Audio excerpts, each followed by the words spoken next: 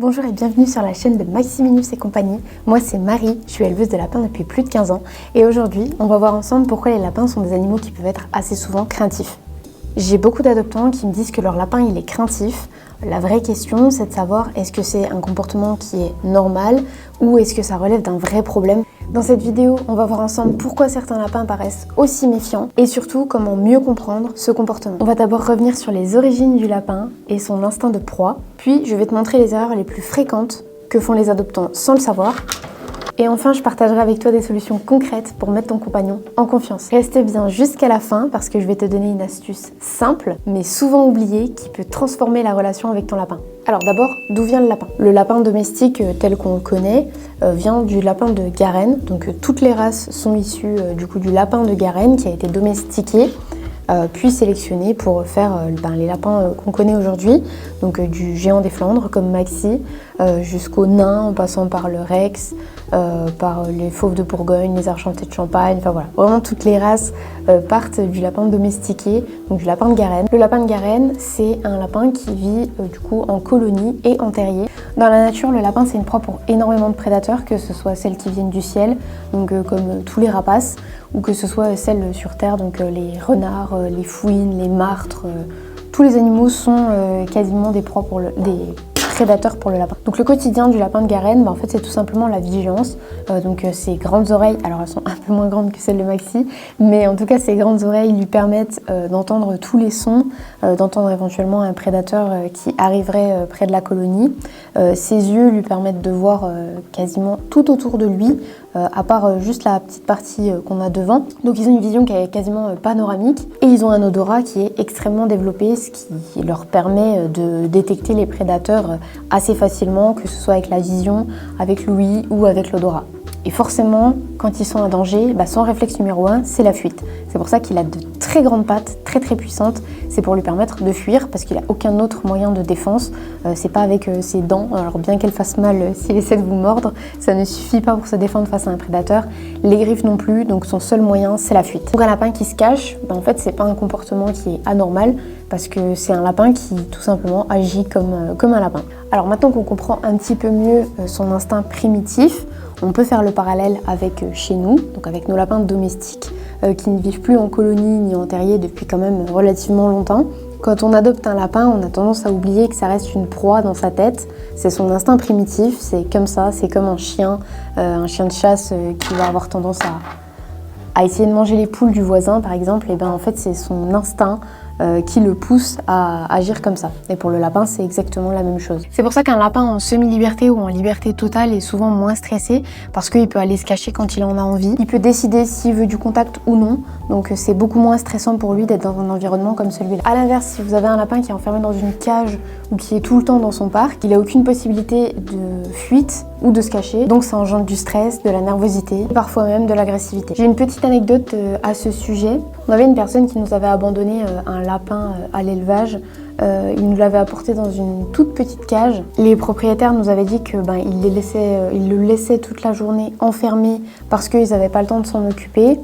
Et aussi et surtout parce qu'ils mordaient, ils griffaient, qu'il était très agressif avec eux, que quand ils essayaient d'ouvrir la cage, directement le lapin s'attaquait à eux. Ou alors ils se recroquevillaient dans un coin et il était terrorisé. Ils nous ont dit que c'était un animal qui était méchant et de toute façon ils n'avaient pas le temps de s'en occuper, donc ils préféraient le donner à quelqu'un qui savait le gérer. On a remis ce lapin dans un environnement adapté, donc on l'a sorti de cette toute petite cage, on l'a stérilisé, on l'a réhabitué progressivement à l'humain et c'est un lapin qui a pu retrouver une famille et avec qui ça se passe encore aujourd'hui très bien, tout simplement parce que la famille respecte ses besoins. On a des causes qui peuvent aggraver la crainte d'un lapin. Il y a certains lapins qui sont encore plus craintifs que d'autres et souvent ça s'explique. Par exemple le sevrage trop précoce, comme ça arrive malheureusement dans beaucoup d'animaleries et dans de mauvais élevages.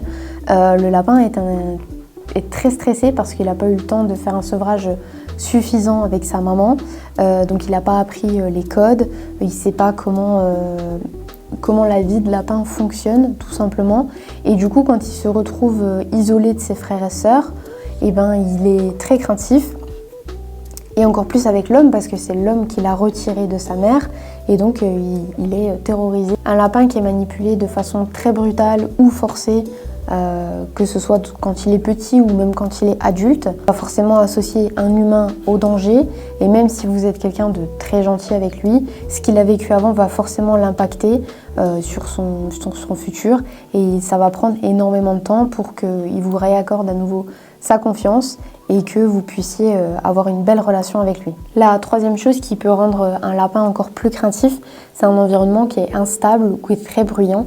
Les lapins, c'est des animaux qui sont calmes, qui aiment avoir leur tranquillité, et surtout ils ont, on l'a dit tout à l'heure, une ouïe qui est très développée. Donc forcément, si vous vivez dans un endroit qui est très bruyant, pour eux ça va être très très compliqué parce qu'ils vont se sentir en insécurité permanente. Ils pourront jamais vraiment se reposer, ils seront toujours aux aguets. Donc cet environnement-là favorise pas du tout avoir un lapin qui est moins stressé, moins craintif. Alors du coup, qu'est-ce qu'il faut faire quand on a un lapin qui est craintif? Première étape, c'est de lui offrir un environnement qui est adapté. On l'a dit tout à l'heure, si vous vivez dans un environnement qui est très bruyant, très stressant, l'idée ça va être de le mettre dans un endroit où il y a moins de passages peut-être éventuellement, pas dans une zone d'un couloir, une entrée, etc. Vraiment une zone calme, si possible une pièce où il y a quasiment personne qui y va, comme une chambre. Il faut surtout oublier la cage, privilégier un enclos, donc en semi-liberté, donc avec énormément de sorties pour qu'il puisse interagir avec vous et le faire quand il le souhaite. La liberté totale, c'est évidemment encore mieux, mais il faut bien sécuriser sa maison avant de le faire. Il faut ajouter des cachettes, parce qu'on l'a dit au tout début, dans leur instinct primitif, c'est des animaux qui aiment se cacher, qui vivent en colonie, en terrier, donc lui ajouter des cachettes, ça va être essentiel pour lui. Ces cachettes, il faut que vous ayez au moins 2 entrées et sorties. Pourquoi? Parce que dans les terriers, encore une fois, les lapins ont plusieurs sorties et plusieurs entrées, ce qui fait que s'il y a un prédateur qui arrive à s'infiltrer dans la colonie, eh bien, ils peuvent quand même s'échapper ailleurs. Donc si vous avez une maison qui n'a qu'une entrée, ce ne sera pas assez sécurisant pour lui, et il y a de grandes chances d'ailleurs qu'il ne l'utilise pas. Au-delà des maisons, vous avez les tunnels, des petits cartons s'il ne les mange pas, enfin voilà, vous pouvez faire tout un tas de choses pour qu'il se sente en sécurité. L'idée, c'est de recréer un environnement où il peut décider s'il a envie d'être vu ou non. La deuxième étape, c'est de jamais forcer le contact. On l'a dit tout à l'heure, c'est des animaux qui n'aiment pas du tout être forcés, donc laissez-le vraiment venir vers vous. Mettez-vous à son niveau, parce que bon, quand vous avez un gros lapin comme Milesy, c'est pas très impressionnant un humain, mais par contre quand vous êtes un tout petit lapin de 1 kg ou de 2 kg, et ben un humain ça peut très vite faire peur. Donc mettez-vous à genoux, enfin le plus bas possible, le maximum à sa hauteur.